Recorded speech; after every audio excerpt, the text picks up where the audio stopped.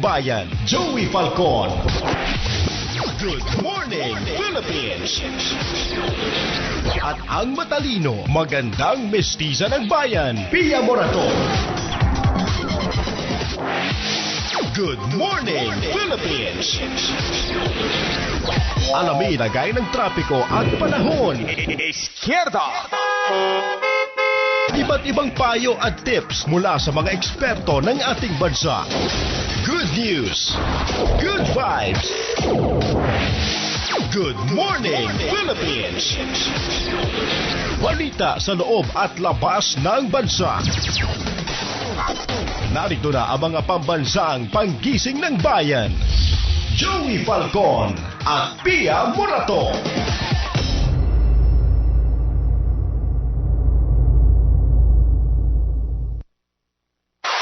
Ang sandigan ng mga nangangailangan, tiwala sa kabataan, karamay sa pagbabagong buhay, sa anumang laban. Ito ang inyong kasangga. Kasangga mo ang langit. Lunes hanggang Biyernes, kasama si Ray Langit. Alas 10 hanggang alas 11 ng umaga. Dito lang sa DZRJ 810 AM. Hatid sa inyo ng A-Tri Media Broadcasting Network. Ang himpilan ng bawat Pilipino. This is A-Tri TV. Pagtangkilik. Mga kababayang inaalipusta ng maling sistema, narito ang inyong Kakampi, Bernard Tan.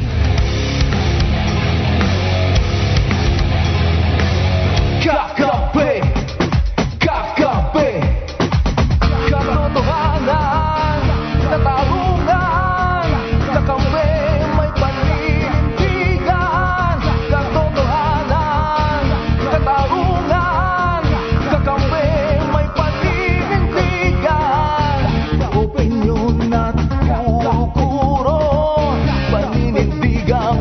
Kompromiso, karapatan ng ating bayan, mga issue ay malaman, humagdana ang mga tiwali, lagot ka kay Kakampi, ang mali ay lalabanan, ang tama ay ipaglalaban, katotohanan, katarungan, Kakampi, may paninindigan, katotohanan, katarungan, Kakampi, may paninindigan, Kakampi, Kakampi, Kakampi, Kakampi.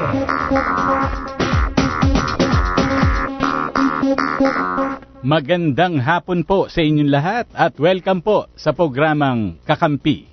Ang paninindigan ng prinsipyo at disposisyon na wala pong kompromiso. Ako po si Bernard Tan, ang kakampi sa katotohanan at katarungan. Samahan niyo po ako sa loob ng isang oras mula ngayon, alas 5 hanggang alas 6 po ng gabi. Kamusta po kayo? Sa inyong lahat, biglang umulan, ano po? Opo, ano po? Samahan niyo po ako upang talakayin po natin ang mga may init na issue dito sa loob at labas ng ating bansa. Ay tayo rin po ay tatalakay din sa mga samot-saring kaso na nakabinbin sa samot-saring korte ng ating bayan na humihingi ng tulong sa inyong lingkod. At tayo rin po ay tatanggap po ng mga reklamo o sumbong mula sa ating mga kababayan. Sa inyo po, maaari po ay i-text nyo lamang po ako sa 0917-100-8586. Ayan po. At kung gusto niyo naman po akong makausap ng live dito sa ating stasyon ng radyo, ay maaaring tawagan niyo lang po ako dito sa aming mga hotlines. At ito po ay ang 412-0288 at saka 997-7589 po. Ayan, kami po ay live niyong napapakinggan dito po sa DZRJ 810 AM. At saka po maaari rin niyo kaming mapanood via online streaming. Ay pumunta lamang po sa aming website, Facebook page at YouTube channel. Ang aming website po ay www.atrimedia.com at pwede nyo pong i-like ang aming Facebook, facebook.com/atrimedia, at sundan po kami sa Twitter at Instagram at atrimedia. At ang YouTube channel po namin, A-Tri Media po. Nako, ano po ba mga nangyari at naganap? Ang dami, ano po? Opo. Meron tayong pag-uusapan tungkol kay Pangulong Duterte. Opo. Kasi, kumbaga, meron po tayong nabasa. Okay? Oo. Eto pong nabasa ko kumbaga parang nung lumabas po pala yung pahayag ng NBI na sinasabing meron daw probable cause o kaya sinasabing rub out daw po yung naganap na pagkakapatay kay Mayor Rolando Espinosa dito sa Baybay Leyte Sub-Provincial Jail netong CIDG Region 8, no? At ang sa pangunguna daw po ito ni Senior Superintendent Marvin Marcos po. At ang controversial po rito bago pa man din po na napatay si Mayor Espinosa, yun nga po nasabi pinakancel po yung sinasabing relief order ni General Bato de la Rosa ng ating Pangulo na inako po ng ating Pangulo kasi nung una nga parang ibinunyag ni Senator Laila de Lima na ang may sabi daw dyan na kumpare ay si Bongo daw. Na tinanggi ni Bongo pagkatapos yun nga po ang nangyari. Ano po? Pero teka lang bago natin tunghayan itong ating talakayan, bago ipagpatuloy yan, tatanggap muna tayo ng report mula sa ating kasamahan. DZRJ Patrol Report. Ang report na ito ay galing kay RJ Patrol Nestor Kagitla, DFA. Kinumpirma na mababa ang bilang ng mga OFWs na nag-avail ng amnesty program sa Qatar. Opo, sa bansang Qatar. Ayan, opo. Ano po ba ito? Ka Nestor Kagitla, Kamin? Magandang hapon, Bernard. Kinumpirma ng Department of Foreign Affairs na mababa ang bilang ng mga OFWs ang nag-avail ng amnesty program sa Qatar government. Bagamat inihiit ng Department of Foreign Affairs na ginawa nila ang lahat para matulungan ang mga undocumented OFW sa nasabing bansa. Sinabi ni Foreign Affairs spokesperson Charles Jose na kasama sa kanilang ibinigay na ayuda ang pakikipagtulungan sa pamahalaan ng Qatar para sa exit visas at pagsasaayos ng travel documents sa mga undocumented OFWs.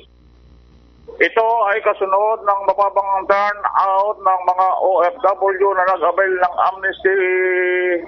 amnesty program ng Qatar na nagpaso na nitong unang araw sa buwan ng Disyembre.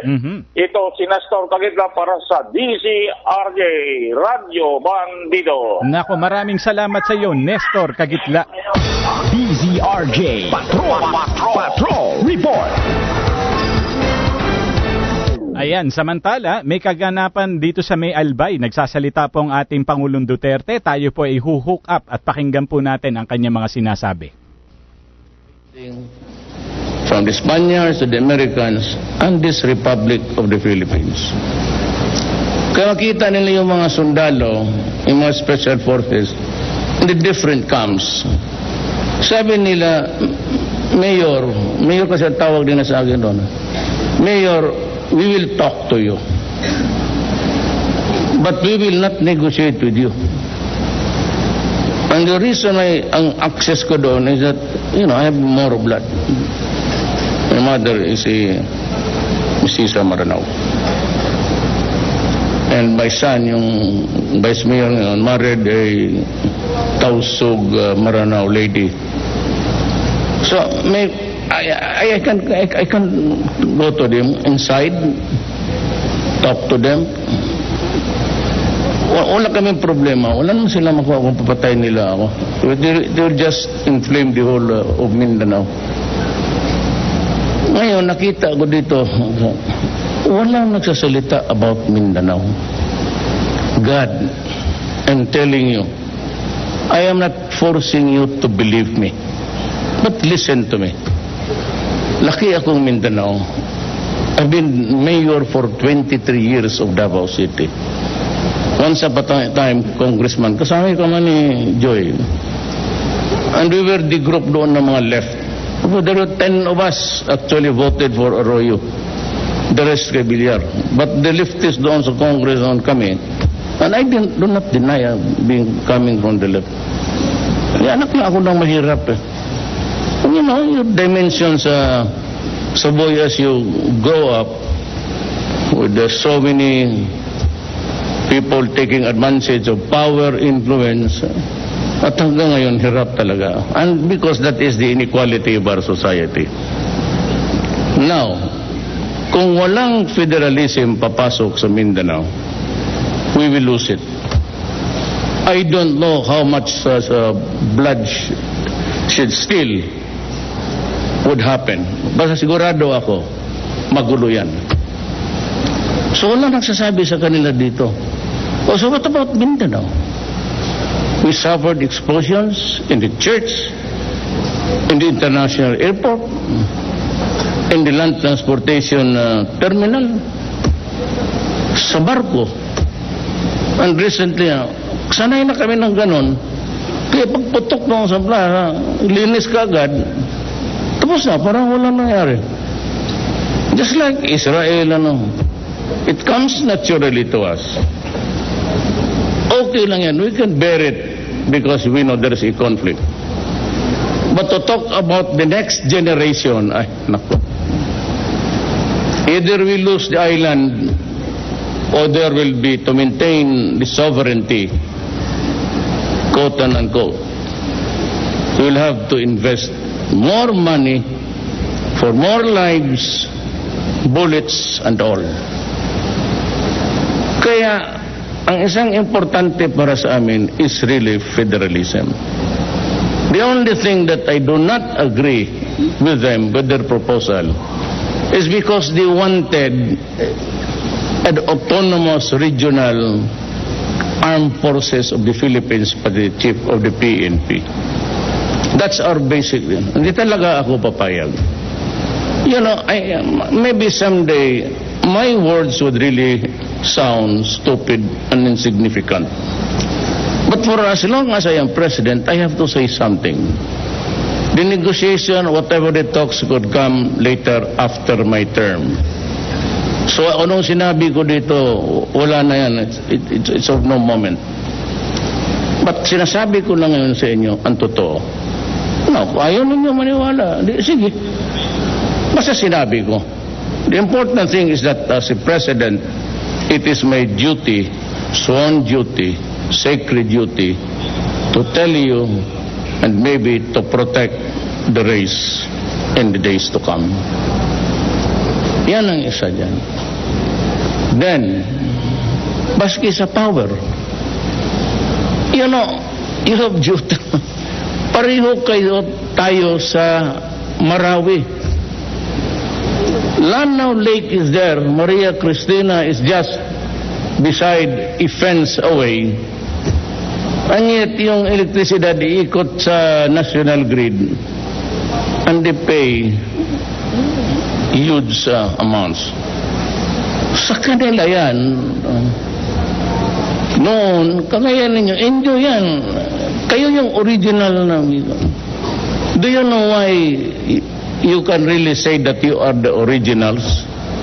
Because you cannot invent dialect. Yung forefathers natin, and we can talk it parang it's so natural that flows out of their mouth because they have perfected it for centuries. Kayong sabi nilang tasaday, totoo, hindi nila yan. They were attacking Marcos. Totoo talaga yan. Yung mga cave tribes, because you cannot invent dialect. So kung may mga tao dyan sabihin nila, bago ito, this is new tribe that we have not discovered, and they have their own, you cannot invent all the years, down the centuries, sabihin mo talaga, oh, what is this? Sabihin mo, kanino? So those are connectives which cannot develop. Takes about centuries. So inyo yan. Makita mo dito ang same sa Marawi. You have a sort of a hatred there na hindi talaga maalis. The only way is to go federalism. Payag na sila. The problem is, pumasok ang extremism. It was at first, so that you'd understand everything, a Moro nationalism sa lupa niya, Mindanao. So the advanced civilization, a lot of Christians, we outnumber them. Pero sila, minority, and they've been reduced to things like, just like you.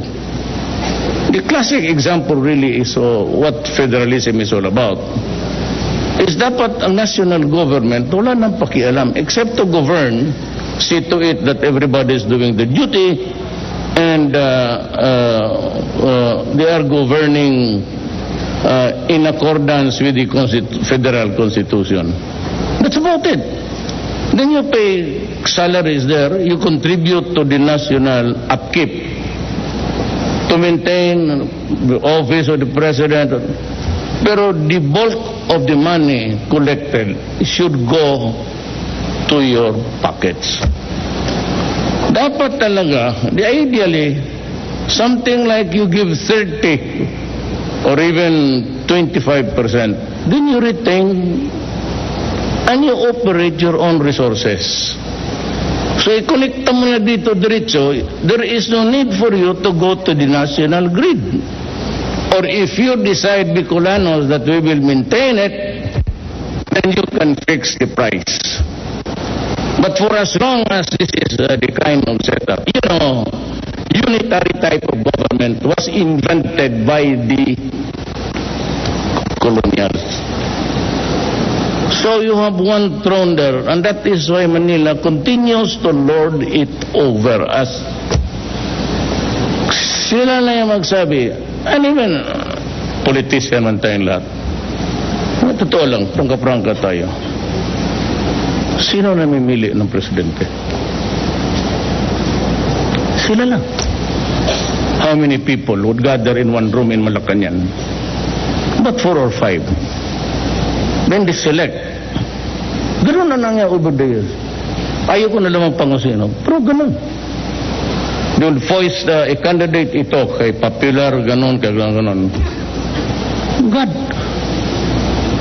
Tapos pagdating ng araw, walang ginamputan ako hindi mag-corrupt. It's all corruption. Ito one way of pulling us down is ang talaga ng pera na ito. Nasasaktan talaga ang tao. Actually, takot lang but yung komunista, because they injected violence in their campaign. Had they persisted on the lawful mechanics of democratic society, they could have improved. Sigurado, by that, si Governor Congressman Salceda, magkasamay kami sa 11 Congress na ngayon din ng mga left, di tatakbo. Ano would have been different? Kagaya ng Socialist Party, kagaya ng British, or for that matter, France and other countries. I am sure that by the dimension of a political setup in a society, kaming dalawa ni Congressman Salceda would belong to the socialists. And you have the conservatives. They want to stick to the original. And the conservatives really are for just the way they are.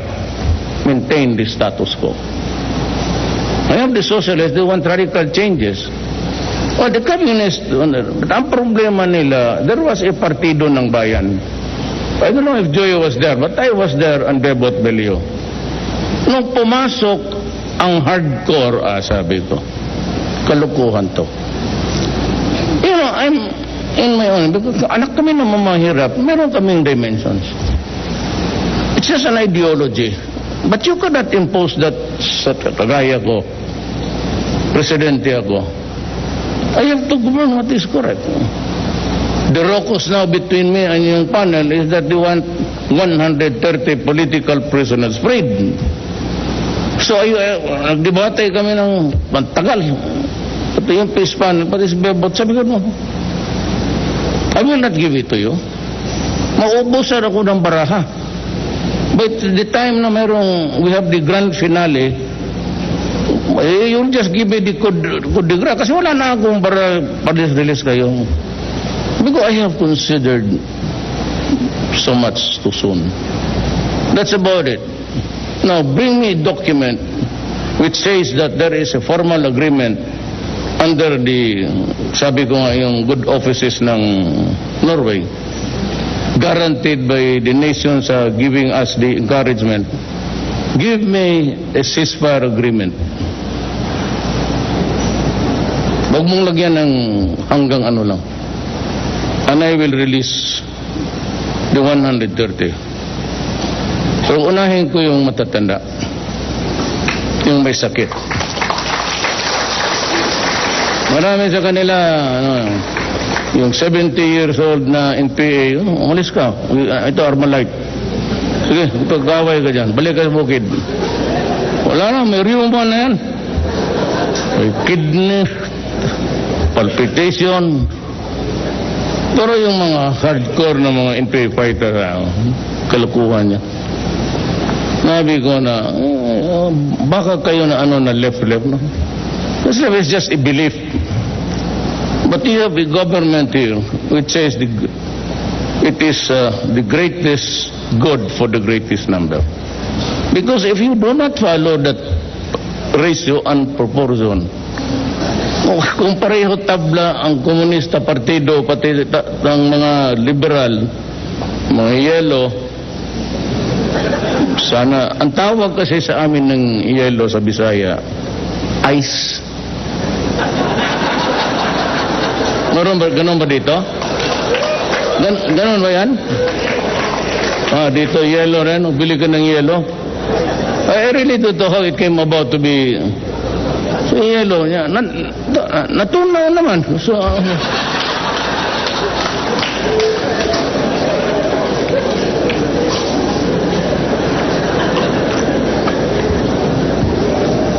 so you want a setup.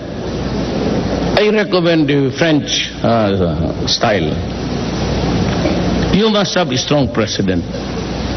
It cannot be a parliament now where you wait for the cue from the prime minister. Look at Britain. Nung pumutok the first time yung double-decker nila, the prime minister had to call the cabinet because it is a consensual thing there. What to do? Ngayon, kung may presidente ka, and he can really address it immediately. You know what I said a few days ago? Na martial law? I do not need martial law. All I need to do is that there is really a lawless violence now going on. Which is really true. Punta kayo ni Mindanao. And the drug problem. I'll talk about it later. So ganito ang federalism. Now, what is governing our relation between the national government and those elected municipal mayors, governors, congressmen? Ang sa autonomy nakalagay dyan, mayor, governor, yung powers is 1, 2, 3, 4, 5. Yung wala dyan, so what about this thing? Could it be decided by the local units or the national government? If it is not mentioned there, the specific powers, it goes to the residual power, goes to the DILG. Ang federalism baliktad. President, ito lang ang power mo. 5 great powers. To call an election, to dissolve the parliament, commander-in-chief. Yan. Ang wala dyan, hindi sa kanya. Goes down. Alam mo, prangkahan tayo. I'm not up to anything anymore. Hindi na makatakbo. Sana just ponder on it. Sleep on it. Habang hindi mo buksan lahat for competition, because this country is ruled by just a few oligarchs and they own the power. Kaya ako nagalit doon sa ERC. You know, they fix the rate of how much we pay. Siguro kaya itong crowd na ito is the wrong crowd. What about itong mga tao doon sa labas? The bulk of pobre lahat yan. When you give me a corrupt commission, you resign. Ayaw mag-resign, I will abolish your office.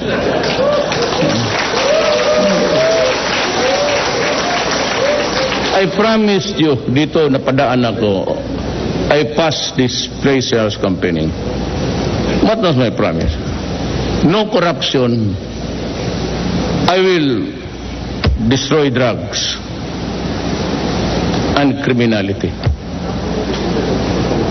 Corruption in my executive department down to the masisiguro niyan. One day we will have nag-adjust lang ako muna, but one day I will enforce the anti-corruption measure. Ako sa Davao, I'm not trying to pull my chair. But about 3 days, permit electrical connection. Electrical connection, punta ka rin sa electrician, wala. Tapos hintuan, isang buwan na. Tapos pagkatapos sa electrician, punta ka naman sa bombero. Pipirmahan ng ugok, pero pabilihan ka ng...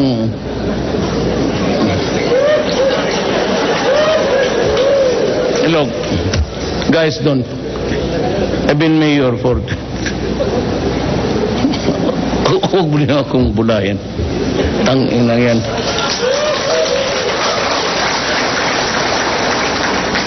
I'm preparing because gusto ko yung pagpasok ng taon. Departments, dito sa akin, deda. We are pending application for a railway simple commuter train. Sabi ko yung simple lang yung sa Taiwan, yung una nila. Yun lang kaya natin. Natapos na lang ako pagka-mayor. Wala pang lumabasan nila. Kaya nung na-presidente ako, alam nila. 1 month. 1 month. Kaya si Pinyol, nangyayabang na at bakit naman niya sa uli yung Rolex?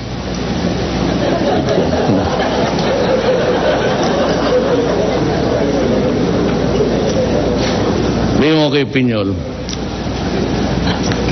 ilang Rolex ba ang... How about the others? Pwede mga coming Christmas. Isa uli niya lahat yan. Ibigay niya sa akin. Pagbili ko, bigyan ng bigas. Pagkain ko sa mga tao. Pero ako sa Davao, every Christmas sabihin ko na, alam ko maraming magbigay. Mayor, ayaw mo talaga maiwasan yan. Sabi ko, huwag na kayo magbigay sa akin ng... Yan ako bigas. Gusto niyo magbigay sa akin bigas. So pagkatapos yan, sige, padala mo doon sa ano. Yan. Huwag kayo, bigas o ulam. Napapaya ko sa putang inang Pilipinas.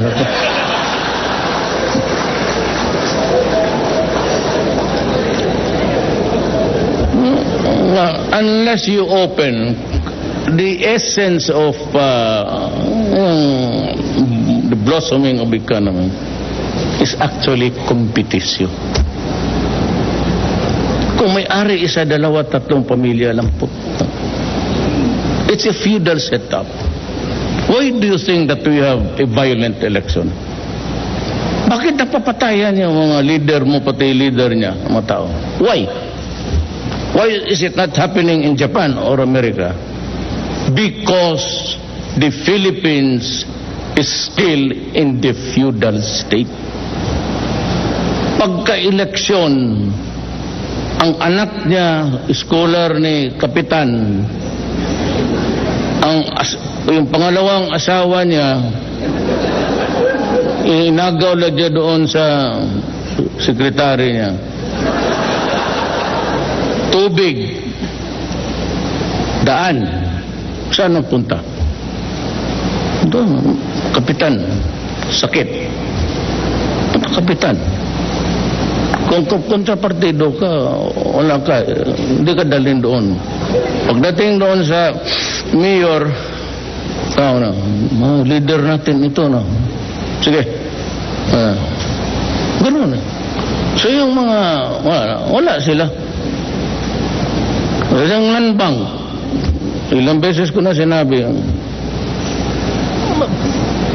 kaya sa dapat si Joy doon sa Malacanang, now you are out of grace.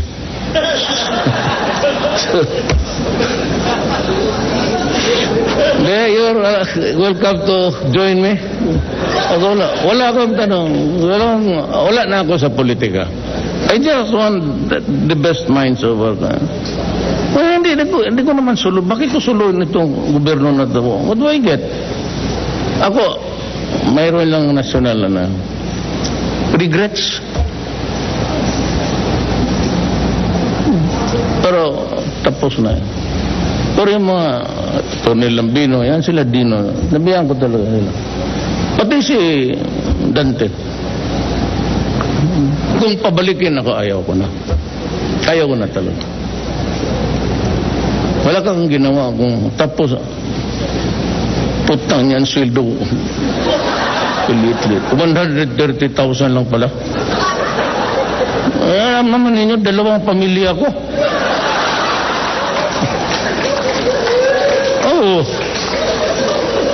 Hindi ako magbigay doon. Nandiyan si Inday Sara. Nanununtok yan eh. Sana yung share ni mama ko. Dito may isa pa rin. Usok. Kita naman ninyo nung pag-inaugurate ko. 2 pamilya. Dito ang side, dito yung isa. Believe kayo. Totoo, di ba? Management lang yan. Salibog.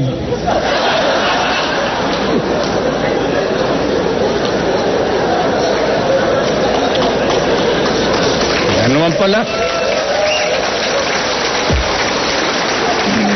Bakit tayo magbulahan? Sa katanda-tanda na ninyo.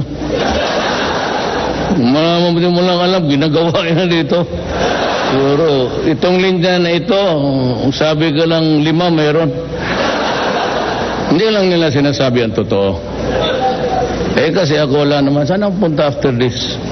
So I just want everything that is good for my country. Wala na akong I didn't have a political party. It was a moribund PDP. Gano'n na lang yan kasi nanalo, Bebot Alvarez, nag-PDP. But actually, wala akong makinarya, wala akong pera. Tama ang desisyon ninyo na hindi kayo bumuto sa akin. Wala talaga akong pera.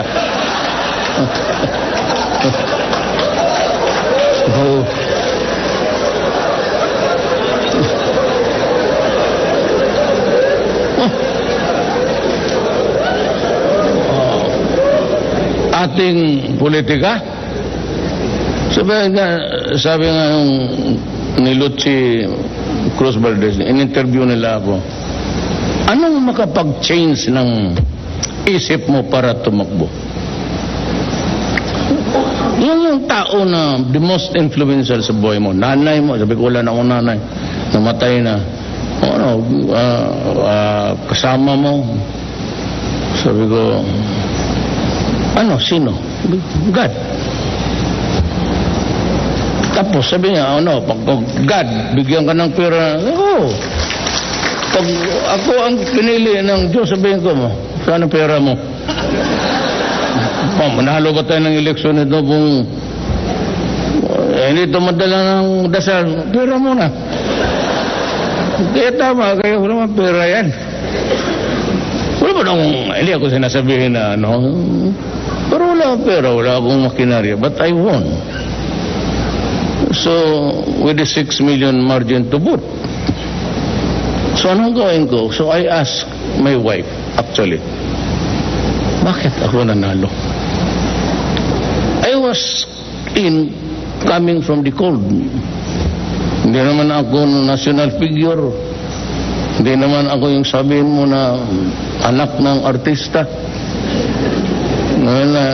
Dinaryo mo lang kami, pero nanalo ako. So, anong ibig sabihin yan? Nandito ako na sinasabi ko sa inyo. No corruption. Yung airport na yan, it will be finished, I assure you, 2 to 3 years. Wala ng corruption yan. Matatapos talaga on time. For those really who want to stop corruption, now is your time. Kasi backupan ko kayo. If you really want to be strict, you want to expose something, do not be afraid. Sabihin ninyo yan. Ang Pilipino kasi, let's have a change of paradigm. Ang Pilipino kasi kawawa. Because hindi tayo assertive, lalo na yung taga-bukid, dapat matuto yan sila. Sabi ko, pagpunta yan doon, mahiya pa, tapos magdala kayo, magbigay pa. Kaya sabi ko, yan ang permit. Now, in the provinces, dito sa aking department, 1 month. Noon, makita mo yan, tag-ilang taon pending. Sige, hingi. Ngayon, kung diskumpiyado ka, maski sino sa inyo dito, I said, I'm through with politics. So let us talk straight. Meron ka diskumpiyado, tapos pinapahirapan kayo, bigay mo yung papel mo sa akin. Bigay ko sa mga tao ko, sige, kayo ang magpaikot niyan. Sabihin lang niyo kung anong kulang. Kung talagang mahirapan kayo, ba't walang mahirap kayo sa national? Even a whiff of corruption, tatanggalin talaga ito. Maski kaibigan tayo. Yang lahat yan, mga bright yan. Baka akala ninyo, ganun-ganun lang yan. Presidential lawyer ko, with all the sartorial elegance, botas yung pantalon, maraming sing-sing, dito. Pero ngayon ang trip na. Tsaka bright marunong maghanap buhay. Taka lang ako minsan. Tawag sa Lyceum. Honoris causa ako. Punta nang dumating doon, leather pants, leather jacket. Kung ano ka man, sal? Sabi niya, there are people really who do not perspire. Ako ang may hyperhidrosis. May hyperhidrosis ako. Kaya iswerte lang. Pero yan ang ano natin. Now, let us talk about the framework later. Let us just agree for now. Kasi yung iba magsabi, will follow the parliamentary, that's the pure system of Britain. Ayaw ko naman yan because it's a collegial, in times of emergency, catastrophe, calamity, you cannot be discussing there because it's one na sabihin mo cabinet. In case of rebellion, suppression, whatever, you need somebody who, and that it will be the president. Pero limitado ang power niya, hanggang dyan lang siya. So practically parang dekorasyon siya dyan. And it is run by, the government is run by the cabinet. Yun lang. Hindi na masyado tayo kung what type because we have plenty to choose from.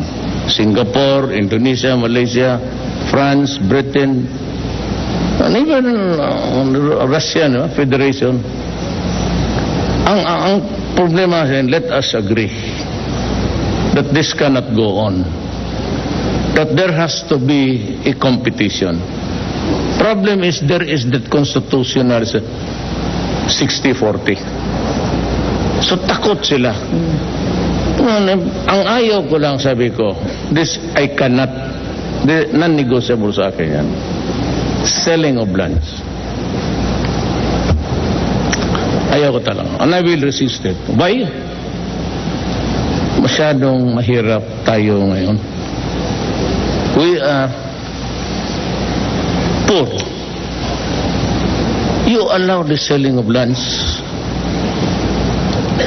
China has trillions, may utang pang Amerikano.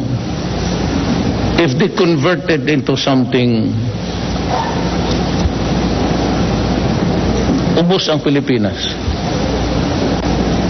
I have nothing against China, but I'm just saying that China is rich and it can gobble up a lot of territory. It's not about an issue of sovereignty now, but I simply cannot imagine a situation where a Filipino would be building a house on a land that is owned by somebody else, foreigner. Hindi ko matanggap yan. I cannot even think of it as right. But we have to go federal. At saka yung autonomy must be given. Sino ang papasukin mo? You want to improve your grid? Papasukin mo ang China pa di Japan yan bukas. Maganda na. You have all the energy that you want. How can we progress kung kontrolado tayo? It's a unitary type system invented by the Spaniards. Hindi for control yan eh. Parang hari man talaga yan. Then the Americans adapted really. I really do not know. Itong Amerikano came from a country which is a federal system.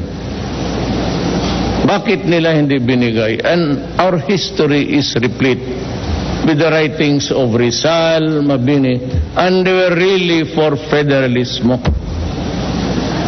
Bakit hanggang ngayon we are stuck with ang presidente pa mag-appoint sa LTFRB mo. By the way, ang LTFRB I fired 92. Basta yung regulatory, that's what I do not like about regulations. Kung ano-anong pahirapan. So, ngayon, I place somebody there that, General Ganfante, sir. Alam mo bakit kinuha ang LTO? Naging RD yan sa Davao, sa Mindanao, Region 11. Tan hindi tumatawa yan pati sa akin. Mayor ako, ha? Kaya nung naisip ko, sino bang maisip kong tao na, kung babae pa, bitch ba? Wala, Galbante. Hindi kaya sila kilala. They just happened at one time. Ganun yan. Now may I cannot I have to go back to I'm going to Davao. I'm going home. Let me just para magkaintindihan tayo lahat. The issue here is my country.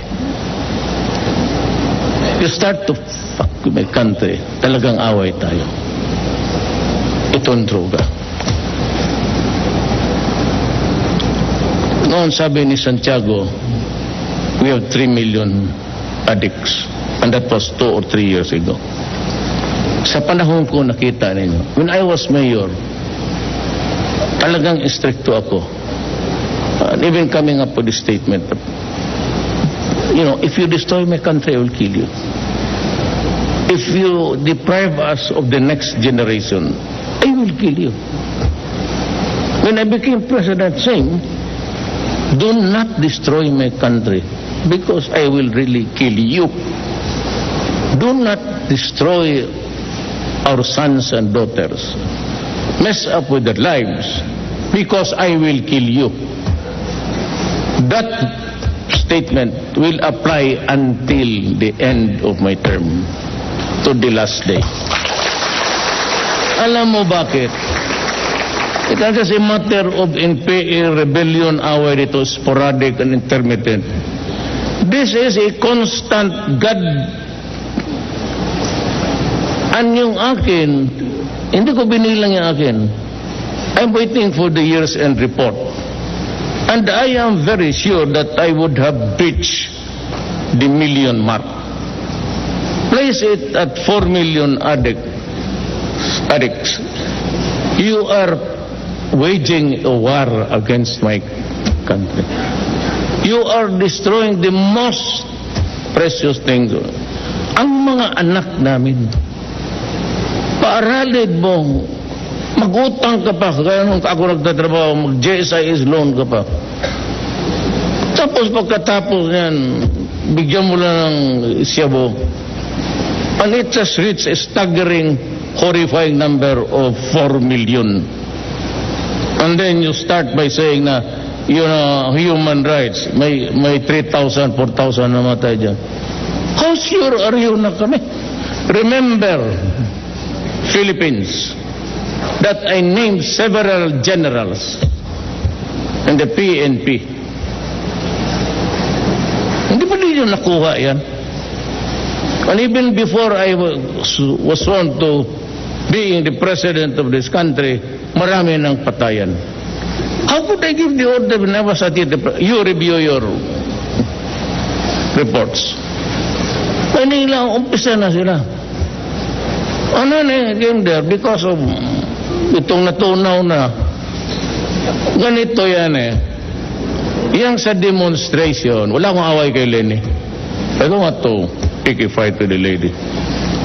Pero, demonstration dyan sa mga yellow, ang target niyan ako to oust me. Pero yung mga left dyan sumasali, hindi yan, they would never allow me to go down. Mga kasama namin yan. Yung iba, yung mga tao ni Salceda, nagbabaan na. Sige, magbulaan pa tayo dito. Hindi mga left, would never. Ang left nga ang ano ko dyan Pero yung yellow, you wait for your time. Tapos na And I'm trying my best to put things in order. Well, what is the ganito yan Ako pati yung mga pare. You follow the rule of law. I will ask you now, what is the role and the R-O-L-E? Madali sabihin, there's a rule of law, ganon. But can we cope up? Saan yung aid ko? Kung yung record ko na sige. Nandito man tayo lahat. Pagandahan na lang ng aid. Sige na ba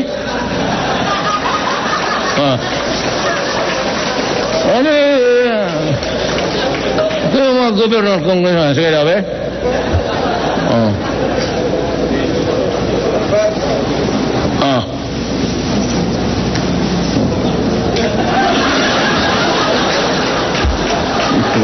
Diyan ka na tayo kay ulo.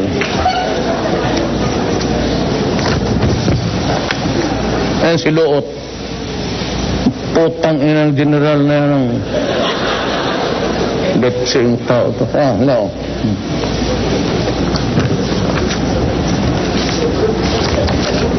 This is the drug industry of the Philippines.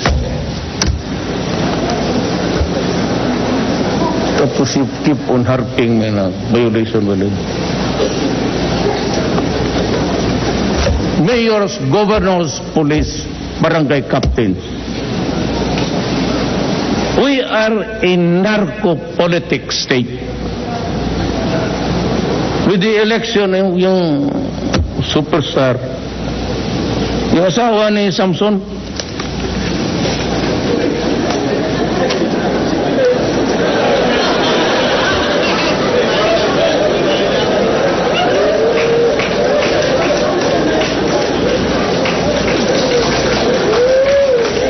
totoo yan.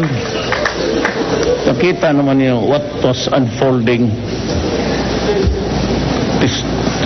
Tigo na lahat. Kaya ako galit. Sabi ko sa even justices, do not. My country is on the verge of a failed state. Kasi ito mga ito nasa gobyerno. Ngayon kaya, ayaw kong pumayag na mag-eleksyon barangay captain because itong mga animal na to will win because they have the money. May representative pa dito. Pati mayor, kung mabasa mo sa But I am not, pero binigay ko na ito kay Speaker Alvarez, the Senate President. Sinabi ko, hindi ko ito kaya. Even if you give me a carta authority to kill, I would run out of bullets and time to kill all of them.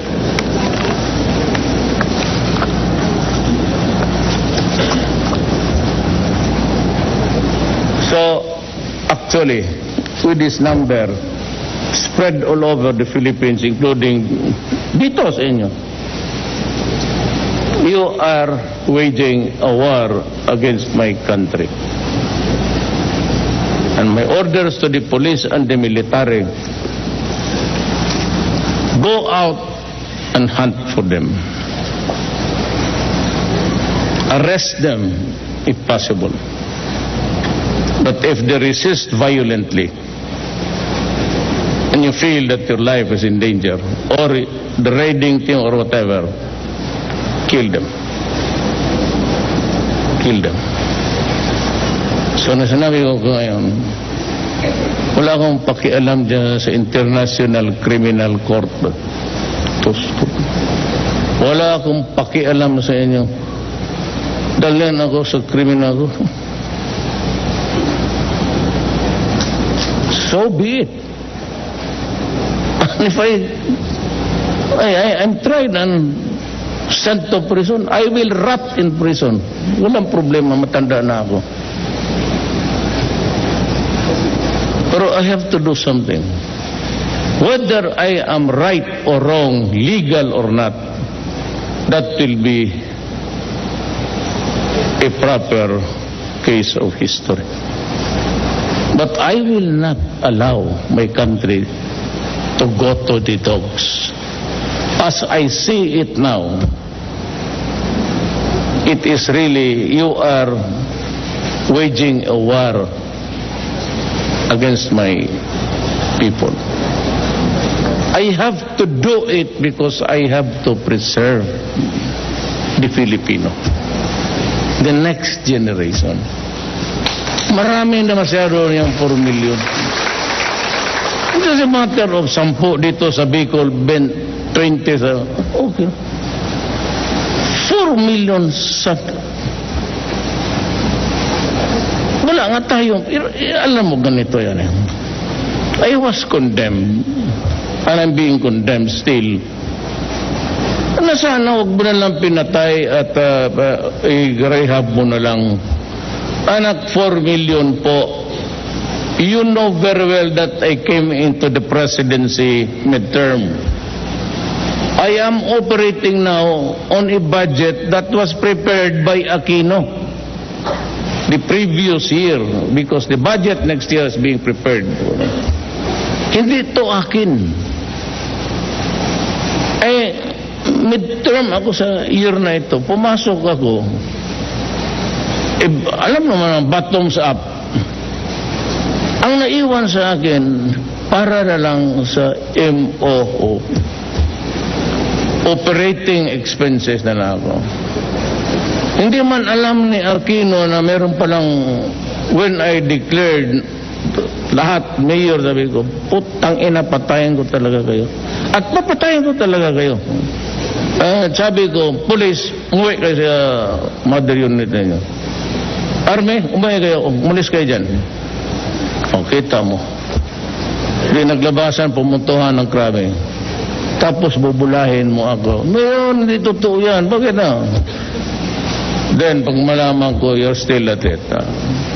Maghanap pa talaga ng kamatayan. Pati sabi ko nga if you want to talk to me, simple lang ako na tao. Sinungaling rin ako. But you know, when we talk about government and about public interest, just tell me the truth. Kung gusto mong patulong, tulungan kita. If it is forgivable. Huwag mo akong bulahin. Kung bulahin mo ako, ginagawa akong gago. Ipapatay talaga kita. Ayun na. Ganun. So, lahat kayo, kung may kilala kayo, stop. Kasi talagang may orders to the police and military. destroy the apparatus of this shabu industry. Destroy. When you destroy, not only the laboratory, including the people there. Para wala tayong, you want to file a case against me? Go ahead. No problema. I go to prison, fine. Sabi ko, so be it. Basta sa panahon ko, hindi talaga ako payag. I would not, leave a legacy. Let it be known that during his time, everybody went crazy and he did nothing. Hindi ko ano yan. Hindi ko estilo yan. Hindi ko matanggap yan. So, yan ang warning ko. It's being televised na lahat yan nagla-live tayo ba? Kasi baski sana ako pasunod-sunod yung mga yan. Wala nang ginawa kung maghanap ng mali. Hindi yung mga kikinig. Hindi, trabaho nila. Nagbibiro lang ako.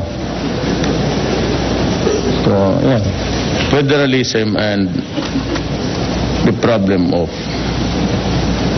drugs. So, nagkakaintindihan na tayo. Oust me. Nanalo ako. I'll end my speech with this. Destiny. Nanalo, wala akong pera. Kaya ako natalo dito kasi wala akong pera eh. Wala akong makinarya. Patanalo ako. So, sabi ko sa asawa ko, bakit ako nanalo? Sabi ng asawa ko, your destiny. So, bakit ako nilagay dito ng Panginoong Diyos? I have to do something about it. Now, can I really, truly, honestly state na kung hindi ako naging presidente, lulubog talaga. Lulubog ito ba? So, maniwala ka. Kaya nila.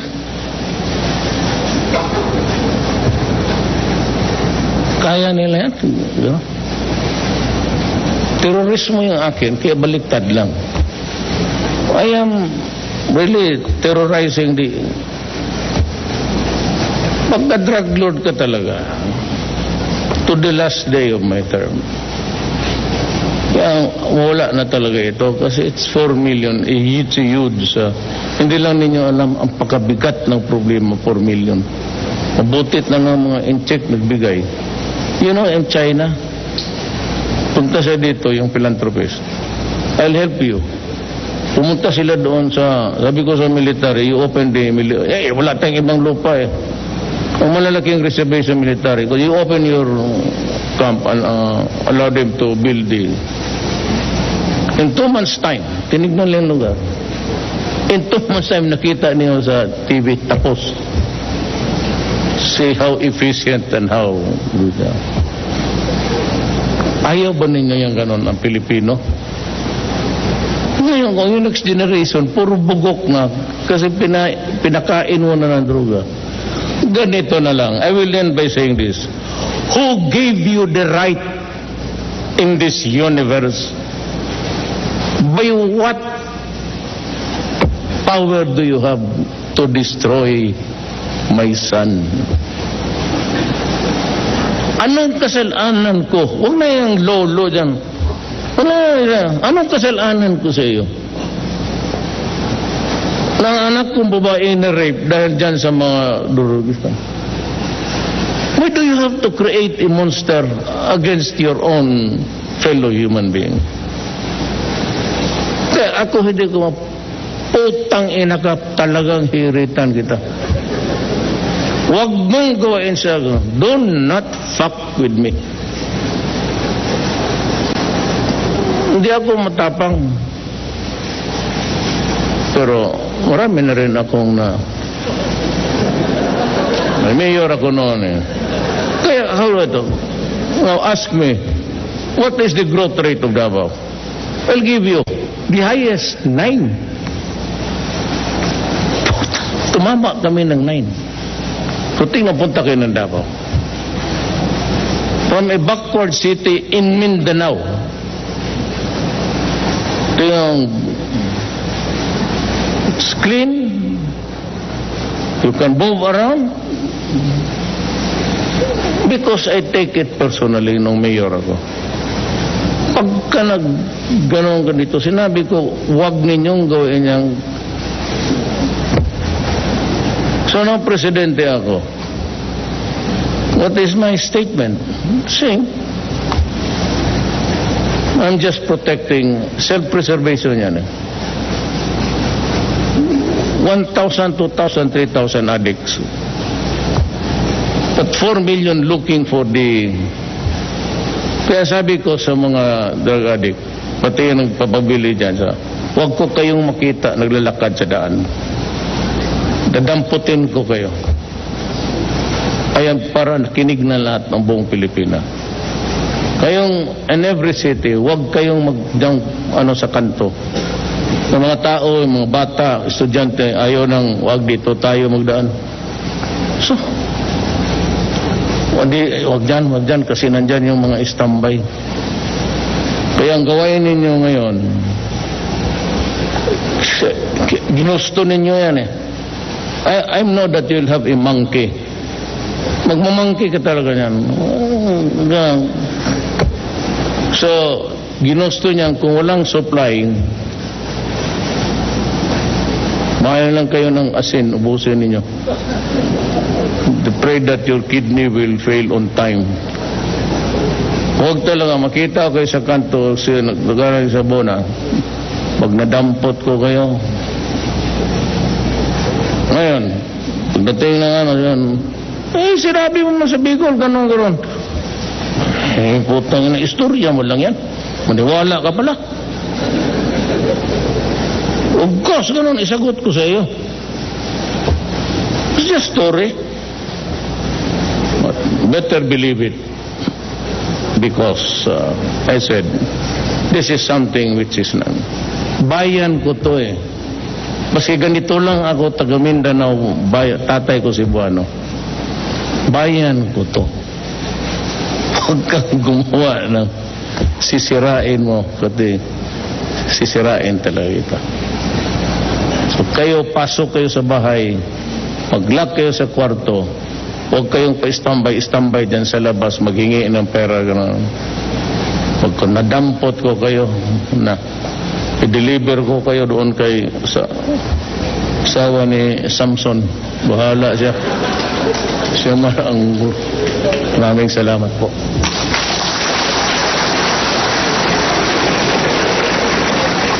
Thank you very much, Mr. President, for giving us hope and for your encouraging words. Okay, so at this juncture, ladies and gentlemen, may we request the President for a... Media Pro Incorporated. Balita, komentaryo, maging pinakamainit na mga issue. Ito ang Media Broadcasting Network. Sentro ng bawat bitaw ng asero ng masa. Melchor Bentigan Balawas. Walang kiling na mga deliberasyon ng mga ideya at opinyon. May paninindigan, sintigas ng asero. Asero ng masa. Good morning, Philippines! Isang